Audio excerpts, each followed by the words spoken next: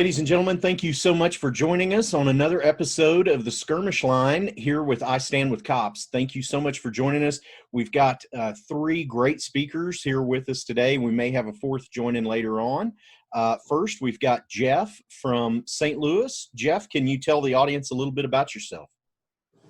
Yeah, Jerad, Jeff Roorda here in St. Louis, 17-year veteran of law enforcement, 8 years in the Missouri legislature, and for the last 10 years I've run the FOP Lodge that represents about 1,300 commissioned and civilian police employees here in St. Louis. Thank you so much for joining us, Jeff. Next, we've got Trevor. Trevor, can you tell us a little bit about yourself? Well, Trevor Severance. I'm out here in beautiful Washington State. I work for the Mason County Sheriff's Office, and I have for 20 years. I've recently taken the job as the administrative sergeant. I've spent 15 years on various boards as president, immediate past president, treasurer, and sergeant at arms at the state level for Washington State FOP. Fantastic. Thank you so much for joining us. And last but not least, we've got our brother, Travis Yates. Travis, tell the audience a little bit about yourself. Yeah, Jerad, thanks for coming here. It's an honor to be here with Trevor and Jeff. Some great experience here, so I'm looking forward to this. I'm a commander with the Tulsa Police Department. Of course, I'm here off duty. But in addition to that, I own and operate Law Officer Magazine at lawofficer.com, and I do training and consulting around the country and a few other things. So thank you for having me. Well, thank you for being here. I almost feel like Travis and Jeff are the co-hosts of this deal because they've been in almost every episode. Well, we can't keep our mouth shut. That's part of the problem. Jeff's got that same problem I got. I'm the Ed McMahon of this show. Well, first I'd like to start just going around and talking to each of you about the things that are affecting your people and the people you work with this coronavirus outbreak. And first, I'd like to turn it over to Trevor. Since this is his first time on the podcast. Trevor, can you tell us a little bit about what's going on in Washington State with coronavirus and how it's affecting you and your folks? Well, Washington State, we got hit pretty hard right out the gate, mainly in King, Snohomish, and Pierce County, which is not where I'm at. But we're not too far away. My little rural county of 70,000 people, we've got our 18th case today. The state's been shut down. We're all on stay-at-home orders. No hunting, no fishing, no hiking or in the beautiful mountains we have to try to keep people apart. And it's been affected us. The young guys on my shift, our crews, they can't get out and run around and terrorize people like they normally do and actually get a lot of work done like they like to do because we're trying to keep them safe. Because if we get an outbreak in my agency, I've got 35 guys on the street. So, we take down 2 of us. That really hurts our shifts, our crews. And we're covering 960 square miles with an average of 6 to 7 guys on a shift. So we really kind of had to scale back. But fortunately, so is the community. Our crime rates for the same time last year have actually gone down quite a bit. So it seems like people are behaving themselves. And the interesting thing I noticed the other day, and I was talking to my chief about it, is we have used to be anybody had a problem they didn't want to deal with, they called us. Now what I'm seeing is we're not getting those sort of calls, hey, my neighbor's got a barking dog or he built his fence on my side of the property and all that stuff. We're not getting that anymore. And we've kind of been able to go back to actually doing law enforcement instead of policing civil issues. So hopefully we can hang on to that. That's outstanding. Have your guys experienced any shortages of PPE or any of that kind of stuff? It's funny you say that because that's my job right now is PPE. We're doing okay, but we are scrambling. We are buying from non-traditional resources. We're not getting anything from the state. My entire county, through our emergency management, we've been pushing the state to provide us PPE through that process and their stockpiles, and we're not getting it. We've just been kind of shut out. So we've gone to industrial supply houses and such, and we found a few. We're getting by. We're on that razor edge, and hopefully they say we're over the hump of this and we won't have to run out. Well, I'll switch over to Travis. Travis, not only do you work in northeastern Oklahoma, but you and Jeff as well, both of you train all over America. So I know that you've had training that's been canceled and things like that. Can you tell us what the impacts of this thing are looking like to you? Yeah, I had probably my busiest year in 2020 set up. In fact, I was going to the beautiful state of Washington. I was going to Coeur d'Alene, Idaho. I was going up to Portland, Oregon, a real beautiful northwest part of the country trip in the week of May. My first trip that got canceled was early March in San Diego. California was one of the first states that kind of jumped on this, and the governor did a travel ban to all government employees. Was kind of his first act. That came the day before I was traveling to San Diego. And then everything else started falling. I've had every event scheduled through June cancel out almost immediately. I expect probably the summer stuff to cancel out. Obviously, for me, it's a pretty major impact, but I'm more concerned about the future impact because as government, budgets get hit, training typically is the first to go, and quite frankly, training should be the last to go. That's how important it is in law enforcement. But I've been down this road before, so I think it's going to take quite a while. I mean, some things will be rescheduled. Some conferences, a lot of conferences have been canceled. They'll be rescheduled because that's a funding source for them. But I think things are going to be a little different for a lot of industries, including training, consulting, and people that travel for a living. I think we'll see that over the next year, sort of that adjustment. Just as far as me personally, as I've started to do some things online, I'm not a big fan of online training. I know law enforcement really hasn't caught up to the business world in that, but I've tried to do it a little bit differently towards a little more dynamic. And it's a classroom setting to where when you're watching it, it's like you're almost sitting in a classroom rather than just kind of staring at a computer screen and mumbling for 8 or 10 hours. But I'm in the process of that. But, I don't know. I don't know what's going to change with that. I do know this: law enforcement is going to need to come out of this eventually. They're going to need to get back to high quality training, things that Jeff offers and other trainers around the country offer. And I would certainly hope that doesn't go by the wayside. But I really feel for the people that this is their livelihood. I mean, I have the luxury that I have a job. Good old government employees, essential workers. We're employed right now, but there are people that they're raising their family doing this type of stuff, and it's really heartbreaking. Jeff, can you tell us how things are going in St. Louis? Yeah, let me give a plug to Travis first. So I went to the National FOP Leadership Conference a couple months ago down in Nashville, and Travis was a speaker, and it was like a long block, like a 4 or 5 hour block. And I thought, oh, what did they get done to this poor guy? Nobody can keep an audience's attention that long. He is a fantastic speaker, great, dynamic, engaging training that's over before you know it.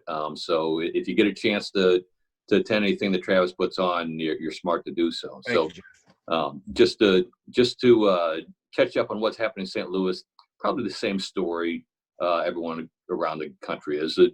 The police department was completely ill prepared for this. We got one of the fattest, most bloated police administrations in the country, and it turns out those guys were just sitting behind their desk twiddling their thumbs. There was zero plan, no plan. Guess what? We still don't have a written plan. They've been working on a written plan throughout this entire incident.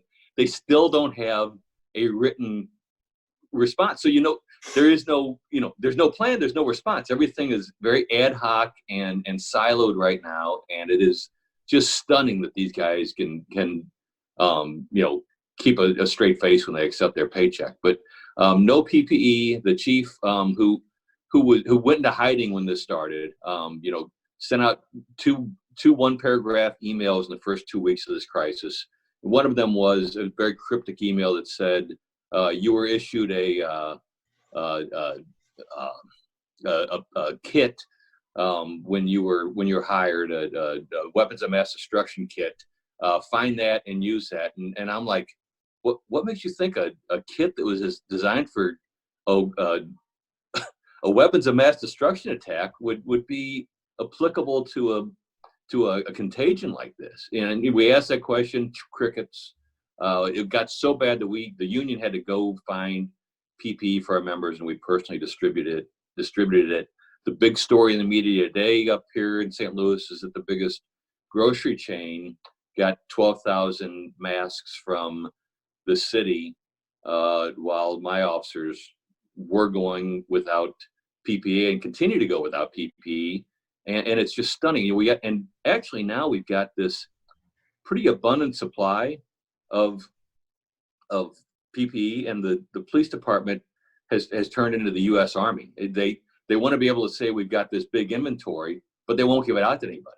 I mean, if you got to requisition each rubber glove, and they yell at you every time you pick up a piece of equipment just to browbeat you out of using it, so they can say at the end of this thing, oh, geez, we had plenty of equipment. I don't know why nobody was asking for it. Well, it's because this bullying and harassment that's going on when you do ask for it. Jeff, I think that I used to work for your chief just by the description. I don't know. Everyone probably thinks that. I mean, it's the same Okay. all over. We've talked to other departments, and it's the same all over. Our big problem, in Washington State, you guys got hit. You're close to the coast, and you got hit early. We really haven't had that bad of a situation in the community here. I mean, we've had a lot of cases and some deaths, but not a lot of fatalities yet. But we've had a lot of workplace transmissions that were employee transmissions. That they initially did nothing to separate out the department. When the commanders of the area stations finally said, hey, we're spreading our operation out, we're moving the police districts into different buildings and the detectives in different buildings, and they did the right thing and separated everybody. The police chief was intractable, said people are not going to be relocated from headquarters. And as a result, we had an outbreak. They had to quarantine the entire traffic unit because we had 2 officers that have been on ventilators and hospitalized because they got COVID at work. And, one of them we're praying for, but he's got a very grim prognosis right now. They basically, the entire SWAT unit they didn't want to say quarantined again, so they said isolated on them. But again, they had the employee-to-employee transmission, and it's running through our department like crazy. But contrary to what people would expect, that we'd be catching it from the community, we're catching it from each other because the department was just completely unprepared for this very foreseeable emergency. So, Jeff, I can kind of echo that a little bit. Again, just like Travis had said, all the stuff we say here is our personal opinions, and I try not to talk directly about my department a lot, but my job is I'm full-time with the FOP here in Tulsa, and we have 2 full-time positions. And my coworker went out on an officer-involved shooting, came in contact with somebody that had symptoms, and it took the health department several days to track the contact tracking, and he had already started exhibiting symptoms at that point, and I had contact with him as well. I just got off of quarantine yesterday. I was quarantined for 14 days, and wow. I did have symptoms for a couple of days. I ran a fever, and so did my 4-year-old here at the house, but ours was extremely mild. God bless. But my counterpart from work, the other full-time position in my local FOP, man, I was extremely worried about him. At one point, I thought we were going to have to put him in the ICU. He was having breathing problems, fatigue, couldn't get out of bed, had a fever for, 7 or 8 days in there. And had a very unique deal. I haven't heard about this a lot in the news, but his fever was cycling almost every hour on the hour on its own. And anybody that's ever been really sick with the flu, you can only imagine how badly that would wear you out. And I can't imagine dealing with that for 8 days straight. I can see how this runs people down in a hurry. Trevor, can you tell us a little bit about what's going on in Seattle? I know that's not your agency, but it's just right across the water from you. Well, I got to tell you, I had to go up there for work the other day, and that's the first time I've been able to drive that fast on the freeway and never hit the brakes. It's amazing. They're really actually, people are sticking to this stay-at-home thing that our governor put out. So they're getting a handle on it. That's where the epicenter is, Seattle and King County. That's where the majority of the outbreak is. And Of course, that's all we hear from the news anyway. They don't think about us little guys. But so they're getting through it. They've had some cases in fact, we just lost a Bainbridge Island police officer just up the way from me from an illness. They're not sure if it was the coronavirus or not. Actually, it was kind of shocking when I read that this morning, because he and I were just talking 3 weeks ago. He runs a bloodhound, one of the few in our state, and I used to, and we were supposed to get together and do some training. So it kind of hits close to home. I hope we figure out what it was, but it was a sudden illness. But so agency-wise, we're getting by. The bigger agencies have the same political and logistical problems that I'm hearing from everybody else across the country. I got to say, I'm fortunate down in my little neck of the woods. We're a pretty tight-knit group from the sheriff on down, and we're getting by pretty well with it. So it's a shelter in place, hunkered down. Nobody's really going out and pursuing too much. I talked to some of the state troopers yesterday, and they're, unless it's somebody who's going to hurt somebody, they're not even stopping cars. And to tell a trooper not to stop a car is something amazing. Yeah, Trevor, this is why we need to get our cannonball run going. I think we could break the record at this point. My kid's working on the Trans Am right now. There you go, coast to coast, man. Let's do it. The record is 25 hours, so I think we can do it now. So, Travis, I've got a statistics question for you. How do you think all bad move, Jerad? But go ahead.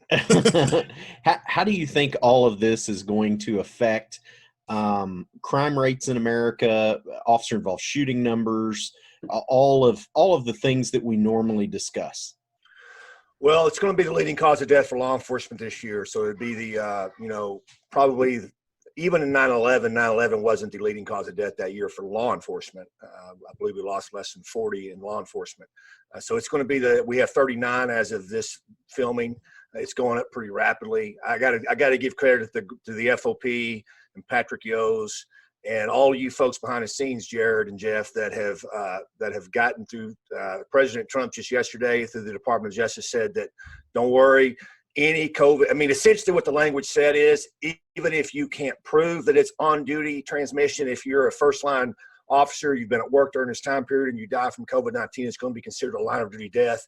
And that's pretty tremendous because in years past, I won't name a former administration, President Obama, we had definite struggles with communicable diseases and other issues, even something as simple as car wrecks on duty, they would sometimes fight those line of duty death benefits. So that's been although it's very tragic, it's been a very big sigh of relief. So the line of duty deaths this year will be different than any year really in our history. But secondly, I think you're going to see probably a dip in crime rates simply because not only is the activity of law enforcement changed, but the activity of criminals having to stay at home is really kind of throwing their mojo out. The only people out on the streets really are going to be what doctors and nurses driving to work, cops and criminals. So they're pretty easy to find. But I will say there's an effect here that I don't think anybody's talked about. We've released a lot of our prison population around the country, especially in local jails and county jails. And there are people that have been waiting in the wings for years trying to tell America that we don't need to imprison people. And so what I think they're going to do is they're going to use this, what is some of the politicians saying? Jeff may know it, don't ever let a tragedy go to waste when you push your political agenda. I think we're going to see on the backside of this probably activists saying, see, law enforcement wasn't taking a lot of enforcement action. We released prisons in the prison population and crime was reduced, right? Of course, they're not going to give you all the other various factors that cause that. And there's going to be they're going to really piggyback on that. It's going to be a big push for that. And obviously, I think we all know that violent criminals should not be on the loose, but there's going to be a big pitch for that. And so I think that's going to be something we're going to have to deal with. And then, of course, your crime rates and along with everything else it's going to all creep back up once people get out and about. It's crime is an opportunist crime for the most part. You're going to see those creep back up, but oddly enough, they're going to try to use sort of the common peace that this has provided through the stay-at-home orders around the country, almost against public safety in the future. Yes, I couldn't agree with you more. My big fear on all this is, where are the activists going to turn with all their hate and anger? So, we see people that have missions like that in life are kind of crusaders. I wonder what they're turning their crusade to now. Well, I'll let Jeff speak to this, but I saw an article this morning where in St. Louis there's a bunch of of course you've seen some nationwide articles, and actually the White House addressed it yesterday because a reporter asked the question that African Americans are being disproportionately affected by this virus, and of course the underlying current is trying to say there's some sort of racist intent, or because everything is couched with race these days. The truth is that's true. In St. Louis, there was an article this morning where it said every single coronavirus death was African American. I don't know if that's true, but that's what they said. But in St. Louis, a lot of the violence, in fact, I think there was a year not too long ago where every homicide victim was African American, or almost all of them. And there were a lot of them. St. Louis is traditionally one of the deadliest cities in America. And of course, we all know, whether you talk about victims of crime, suspects of crime, police arrest data, all this stuff, is you can't, disproportionality really means nothing about that final act. There's always underlying issues that create that scenario. In law enforcement, it's socioeconomic, it's lack of fatherhood in homes that creates that. It's poverty. All that stuff creates the issues where people run into the criminal justice system. Well, I think you're going to find the same thing out with this virus. The virus is not picking and choosing color. We all know that. But obviously, if you have underlying health issues are tied to poverty, lack of healthcare access. California has one of the lowest per capita rates of this virus. There's a theory it's because California, oddly enough, has, they've taken the sugar out of schools, and it's a healthy state. It has one of the lower obesity rates in the country. It's, and they're kind of saying that's why. When you can reverse that and say, well, if you're disproportionately affected, maybe that section of the population has the health issues that cause that. Listen, that's not fun to say. That's horrible. I wish everybody was in fantastic shape, me included. But those are just issues I think we as society should work on. Instead of blaming a virus or blaming law enforcement or blaming whoever, let's work on the underlying issues so all of America is better. Absolutely. Jeff, do you have any thoughts on that? Well, I mean, hey, the activists up here, that's one of our cottage industries up here is activism and cop hating. So they're gonna, they blamed poverty and failed education system and everything else on law enforcement up here. I'm sure they'll blame the coronavirus on us too, but you just got to ignore idiots. So that's what I generally try to do. Just going back just for a second about some of the earlier conversation, our very tone deaf police chief ordered everybody to come back into a small roll call room. They've been doing breakout roll calls outside. He orders everybody to come back into one big roll call room. And they think, oh, finally, this guy's going to tell us what his plan is for this crisis. And he uses the opportunity to talk about how crime numbers are down the last 2 or 3 weeks because everybody's indoors. And it's like, everyone's looking around the room like, is this guy serious? Is he trying to take credit for lower crime because this pandemic has temporarily tamped down criminal behavior?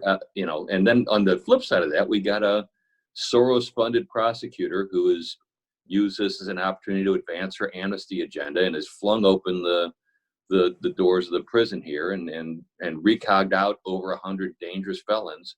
So we're really trying to stay active in the media, talk about the dastardly crimes that these guys she's released are committing. We've had 2 police shootings in the last 2 days. Travis is right. There was a temporary lull in crime because of this, but as crimes of opportunity are motivated by, the lack of active law enforcement, and as people start to get stir crazy, I'm afraid we're going to see some pretty serious civil disobedience, and that's going to be particularly difficult to deal with when you're trying to keep your distance from people. Well, we got that here too. We're dealing with my lovely governor decides what's essential and what's not. And marijuana shops are essential in Washington State. Gun stores are not. Protecting yourself is not an essential business. However, you can go buy your weed still because that's essential.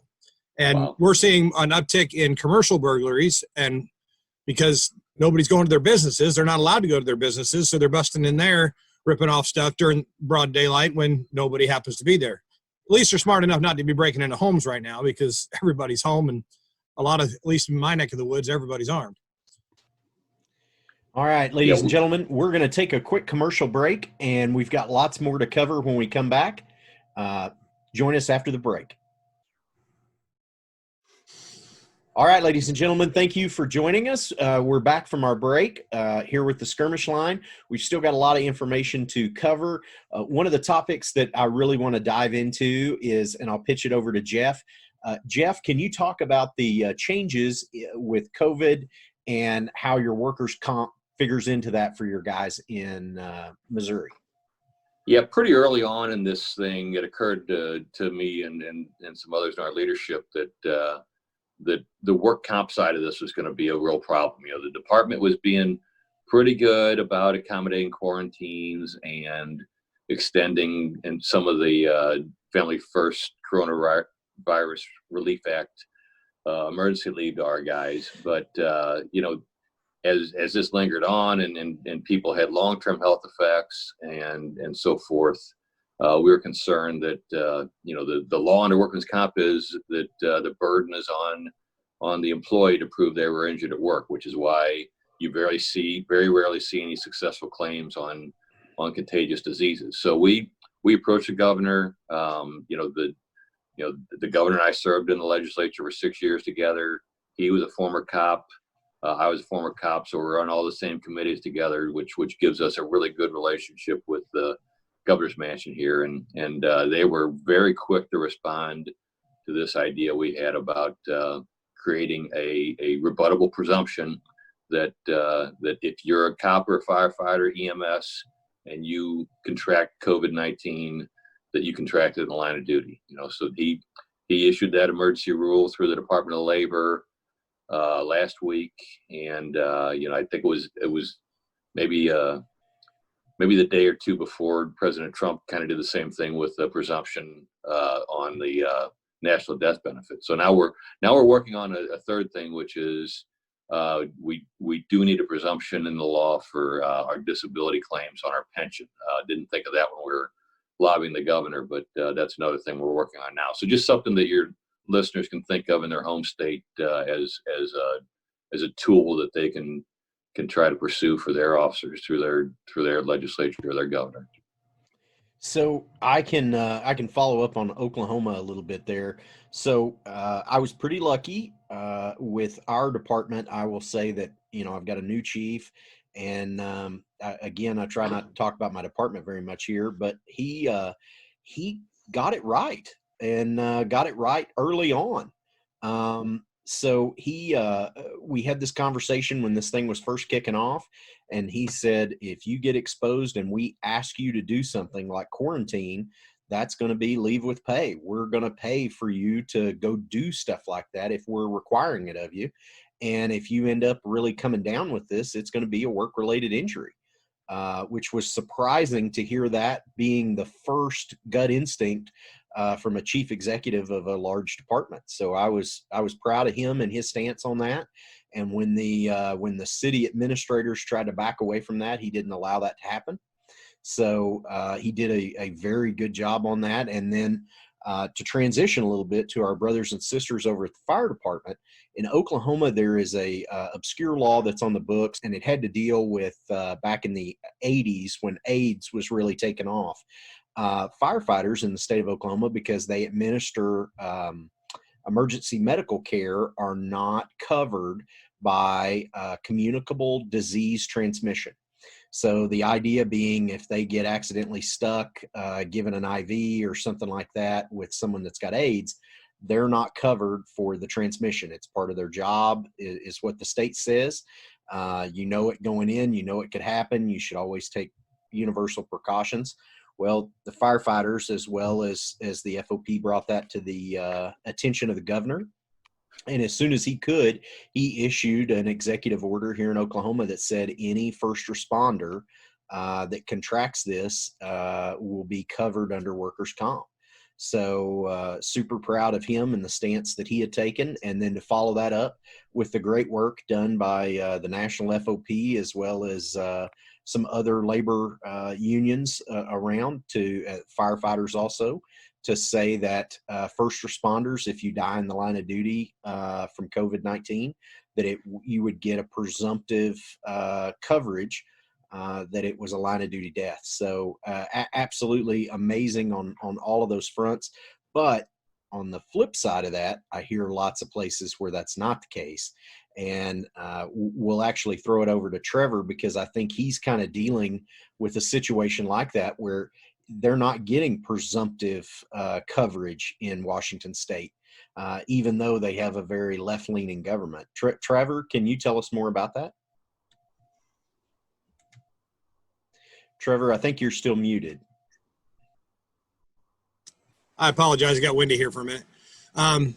We still need to work a lot more on that, and those are things that conversations I need to have with our state FOP about ensuring that's going to be the case. They're really great about taking care of EMS, medical workers, and firefighters, but it's still not a very friendly government for law enforcement over here in most of Washington State, at least in the epicenter of King, Snohomish, and Pierce counties, which tend to drive the vote here anyway. So it's definitely going to be an interesting argument and fight. We haven't had too many cases yet of law enforcement officers being afflicted. However, I think my buddy might have been. We'll find out, like I spoke earlier. But it's definitely something we have to keep an eye on, because things don't come easy for us out here, because we're not the favored children, that's for sure. Right. Travis, do you have any thoughts on this and universal coverage for law enforcement officers? Yes, Jerad. I think a lot of us have been blessed because a lot of our politicians, I'm not going to give them all credit. A lot of this is very politically correct to take care of people involved, and it's be hard for them pressed to not take care of doctors and nurses and then ignore other essential workers, so to speak, including first responders. But I think that I lost my train of thought there. But I think what law enforcement in America needs to understand is, regardless of what you're being told, regardless of what maybe politicians have said, document your contacts, document everybody you're coming in contact with, document every room you're walking into. I mean, if you walk into a Walmart on duty on a Saturday, make sure that's written down somewhere. Even if you don't check it on the radio, have clear documentation, because the old way of doing things, it was not a presumption that you got it on duty. It was, you had to prove it, and they would do everything they could to not give those benefits out. So regardless of what you're being told, I would just ask everybody to just document everything very clearly. Hey, Jerad, if I could jump in, that's a really excellent point. And I've made the same point to my guys, because this is at least the workman's comp law here, and I suspect probably even the federal executive order. This is a rebuttable presumption. So the workman's comp, third-party administrator, or the bureaucrats in D.C. could say, well, we're going to try to present evidence that you didn't contract this at work, that your grandmother was sick and she's the one that gave it to you. So that is a really excellent point. Dude, still document your contacts, and if you have a known exposure for certain, coppers should be documenting that. And here in Missouri, you got 30 days to file a report with your employer of an injury or an illness. So the minute you have that exposure, you probably ought to be filing that report and not waiting for symptoms.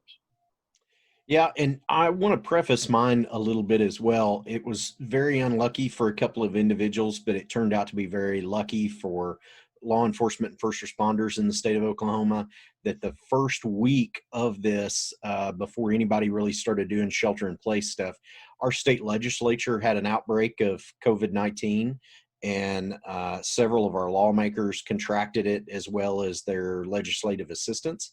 So when we went up, they're all kissing up there. They're right. Well, and luckily they've all recovered, and no one has lost their life or even had serious hospitalization. But it gave them just a little taste in state government of what we on the front lines deal with, and how scary these things can be, and how that our folks are still saddling up every day and going to work and doing what they're supposed to do and following their oath and taking care of folks. And so it was a lot easier to have those conversations when they had spent sleepless nights trying to figure out whether or not they had contracted this and were they going to die, had they exposed their families, all the things that our guys and girls worry about every single day when they're going to work. I do want to transition for just a second. I was watching the president's press conference today, and I saw that the media, some of the activist media, had jumped on our Surgeon General and had started questioning him a little bit. So I know these folks haven't disappeared. It just seems like their focus has turned away from us and onto other issues related to the virus right now, because it's the big hot topic. But they were upset with the Surgeon General for using terms for his grandmother like Big Mama, saying, you know, stay at home, not just for yourself, stay at home for Pop and Big Mama. And they accused him, a black man who has risen to the level of the National Surgeon General, of being a racist and using terms that are not acceptable in public. Just the depth of this thought process that is the politically correct thing, it just astonishes me. Travis, do you want to speak on that?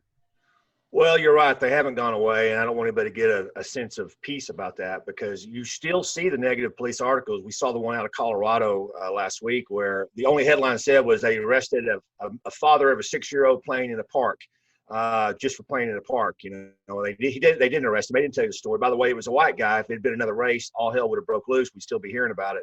Because that's what the media does. They use race for their ratings and for emotional building. But obviously, a big part of that story wasn't told. The original 911 call came in of 15 people in the park. They had the audacity to ask the guy who he was. The guy refused. The guy was not physically combative, but verbally combative. Actually, former Colorado State Trooper, and he's 33 years old. Probably a story behind that, but we won't go there. The media's not going to tell you about that. And of course, the only headlines is how the audacity of the military police-led state law enforcement to handcuff him in front of his kid. Well, you know, if I'm in front of my kid, I'm not going to be belligerent to law enforcement. There's a lesson to learn there. But so they're still out there, and it is amazing that they've got to continue this, and it's not going to go anywhere. And you're right, it's they've kind of changed their tune a little bit and trying. You know, it's just it's all if it wasn't sad, it'd be hilarious. You know, you're going to attack the Surgeon General, this guy that has risen to the top of his field, you know, and it just, by the way, he's a beautiful man, Jerad. I mean, he's a beautiful man. I'm not scared to say that. I mean, I'd love to, you know, I won't tell you what I'd like to do with the man, but he's a beautiful man. And, Well, it's really not. And the reason they do it is because it works. Oftentimes it works. People get scared. They apologize. They run from it. It alters behavior. It sends a message around the country to other people.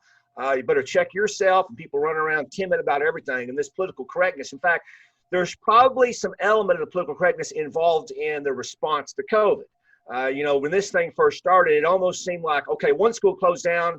Oh, the next school and the next school and the next school. And everyone is so scared to not do enough that they almost go too far. Now, I think that's yet to be determined. I've said this from the very beginning, so I'll go ahead and say it publicly. I think when it's said and done, we're going to see flu-like deaths from COVID. It's going to be similar to the flu. Now, there's no question COVID's different. I'm not going to say it's not. There's no question it's different. But at the end of the day, you're going to see similar numbers than we do of a seasonal flu. And we'll have to keep dealing with COVID in the future. And I bet we don't deal with it this way in the future. And so I think political correctness has its place in some areas, but you can't apply it to everybody in every situation. That's what the media tries to do. Well, let me jump in there real quick. I tell you the reason why, in my opinion anyway, since this is what this is about, they're going after somebody who's part of Trump's administration. That's what it boils down to. They have to fight an election right now, and I will guarantee you, once the election's done, whoever gets elected, they're going to come right back to their favorite target, law enforcement. We're just their go-to kicking post. As soon as they don't have something else to argue about, they'll go after us. So it's nice to take a breath for a moment because they're going after somebody who's not part of our field, but it just comes back around. It's been that way my 20 years. It's been that way for my old man's been on the job for almost 50, and he's been dealing with the same thing there too. So. Well, and that brings us to our last topic, the stay-at-home orders. I want to talk to each of you about them and what kind of orders are in your area, and are you having trouble enforcing them? Or you have to take people to jail? And Trevor, we'll start with you. Well, we've got the stay-at-home advisory. Our governor shies away from saying anything he calls an order. So he has a list of what he deems as essential businesses. Funny enough, in Washington State, marijuana shops are an essential business, but gun stores are not. But I'm not going to go down my Second Amendment rabbit hole right now. So we're not actively enforcing that. We have people calling us asking what forms they need to be able to travel in the state. And my real big concern is what people have given up so far to comply with this is how much we're going to have to fight to get those rights and abilities back at all levels. You know, the right to just go to the store when I want to go to the store, or as in Washington State, I'm not allowed to go fishing and hunting right now because they're afraid we're going to spread the virus. And I will tell you that is about as socially distant out here in the mountains as you can get when you're out hunting and fishing. So we've given up a lot to try to comply politically correctly and as a society and try to do what's being touted as the right thing. But I'm really afraid of the fight we're going to have to do to just get our basic rights back. Travis? Yeah, I wanted to touch on something that Trevor mentioned, and I've seen these sporadic articles out there because once again, the media is still the media, and it's, law enforcement is police state, and they're arresting people for this, and you can't assemble in church, you can't do this or that.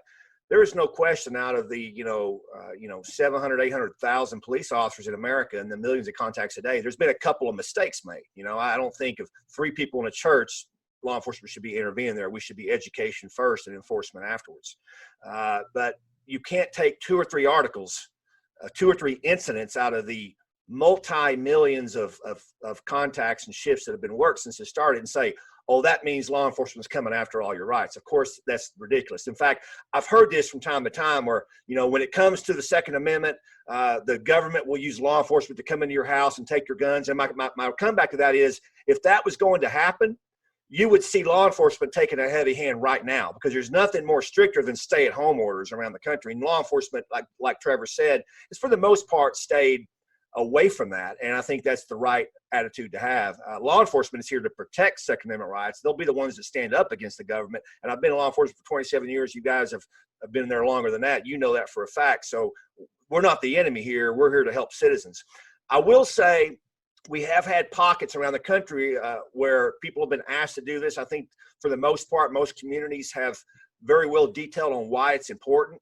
And you've seen, I've seen some stories out of New York City and Chicago, a lot of your major urban cities, where people are just going out and they're just partying, and hundreds of people on the streets. And New Orleans was doing that for a while, and they're paying the price now. And the politicians are just amazed on why these folks won't comply. Why won't you comply? And of course, from law enforcement, our stance is, yeah, it kind of makes a difference, right? And when you comply, good things tend to happen. But we get told by those same politicians time and time again, well, people shouldn't have to comply and this and that. Compliance is the major issue with almost every time law enforcement has to lay hands on anybody. It's because of lack of compliance. So I think we're seeing a symptom of that culture that our own politicians in many parts of the country have pushed for years, that you don't need to obey orders, and you always need to ask questions, and you need to ignore lawful orders or need to ignore law enforcement. Well, it's kind of biting them in the rear now, and I think ultimately most America, as usual, most of Americans are good, honest people. They're doing what it needs to doing what they need to do to mitigate this as much as possible. But you always have a few, and those are the ones you're always going to see in the media. Jeff, can you tell us about how all those things are affecting St. Louis?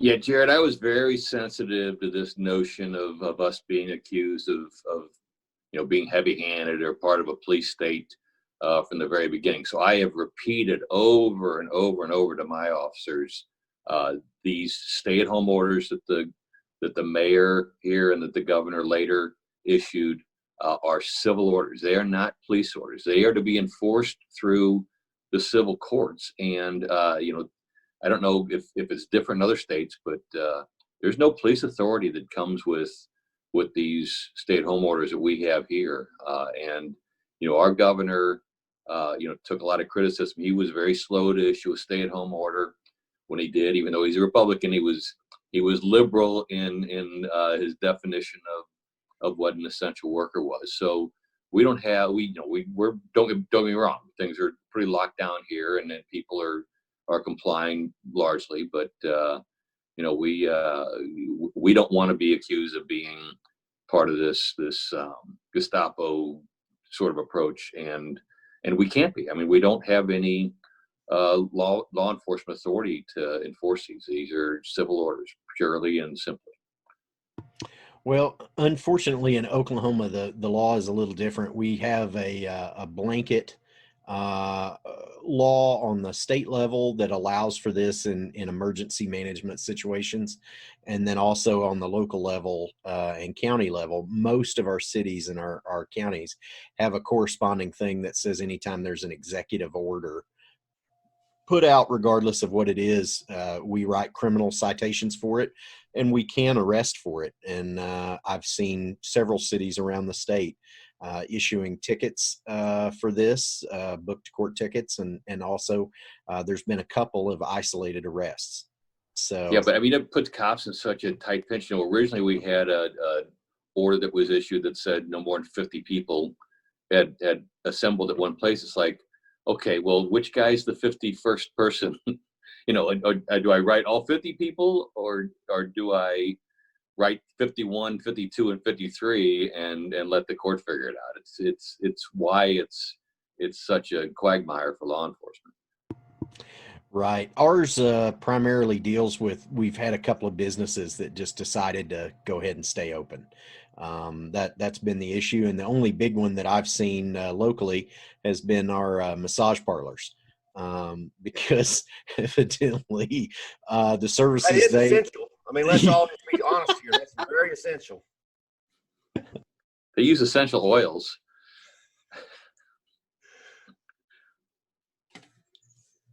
Especially if that Surgeon General's massaging me.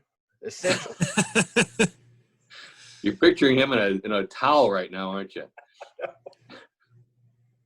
Jared's going to have to edit some of this. With that being said, I think that's a good note to leave on. We'll go around with closing thoughts. Trevor, do you have any closing thoughts?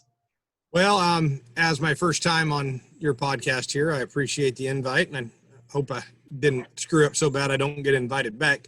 But it's an honor to sit with you, all three of you gentlemen, and talk about the issues across the country. Travis has been quite entertaining today, and I'm going to have some things stuck in my head for the rest of the day. They're not going to go away. Jeff, thank you very much, and I appreciate your insights from the middle of the country there, and we'll just try to keep our heads down here out west, and any of you gentlemen get out this way, you look me up, and I'll show you what my backyard looks like. All right. Thank you, Trevor, for joining us. Jeff, closing thoughts? Well, here, I'll make it a cheap plug moment. You can't buy 5.56 ammo or toilet paper, but you can buy The War on Police by Jeff Roorda. Hey, listen, I'm going to interrupt you, Jeff, because I was going to mention your book. That is the best book out there. I mean, everybody needs to go get that book. That is outstanding. And I had found this book a few years ago, and I was sort of stalking Jeff. He never returned my email. It's probably smart. But he was very courageous to write it. Every law enforcement officer needs to read it. And if you haven't bought that book, do buy it, but also save up. I hear someone else has got a new book that's going to be dropping here in the next couple of months. Yeah, my first book was called Courageous Leadership. My second book, and I told myself, and Jeff probably had the same feeling after I wrote the first one, it took me over 3 years to do it, that I would never do that again. Right. And here we are coming up on the 1 year anniversary. It'll be July 4th of my first book, and I'll have a second book out by then on civilian oversight. It's called The Greatest Scam of America, because it is. And I really did it. It's not going to be obviously a hot topic book for most people, but I really did it to help out a lot of the unions that are having to fight this battle, and a lot of the officers that are having to endure it. Because when I started looking into it, and I started looking into it because of what my city and my agency was going through when this came up. And I was amazed at how crazy this is. I mean, if people don't know this, civilian oversight's been around for 40 years. It's been around 30 plus years in Chicago and Portland and some of these other cities. And literally there is no evidence whatsoever that it does anything good whatsoever. In fact, if it was that way, the best police departments in the country would be Chicago and Portland, because they've had it for 3 decades. And so it's really was eye-opening. When I found this research, I really had no choice. So that's going to be out pretty soon, and hopefully we can talk about that at the time, because I think that is I'm not to get off on a tangent, guys, but that is the next level in the craziness. We all started back post-Ferguson, which is a bunch of nonsense, and we know, read Jeff's book to figure that out, because it really is. We all started post-Ferguson of, okay, we changed our training, we changed our policies, we got body cameras, we got unconscious bias training, all the stuff that we were asked to do, we did. Well, civilian oversight, the next level of it, even people that have it, they're up in the civilian oversight and changing it, making it with more power.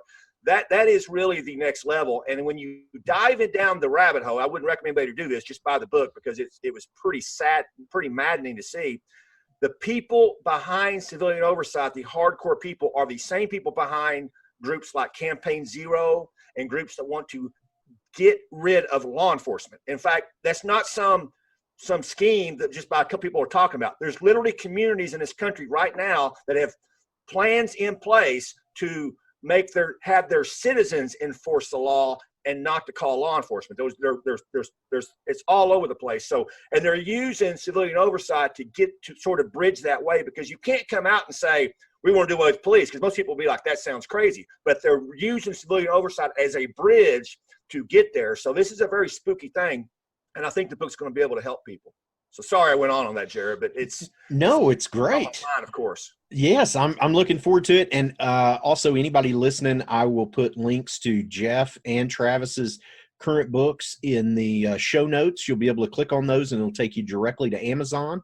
I highly recommend purchasing both of those. And Jeff, I just want to say your book is a bargain. When I bought it, man, that is a very well written book, and Amazon has got that price to sell for sure.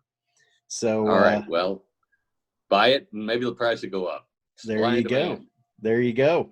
Well, thank you all so much for tuning in to this episode of the Skirmish Line. I appreciate it very much, and we will see you on the next episode. Bye-bye.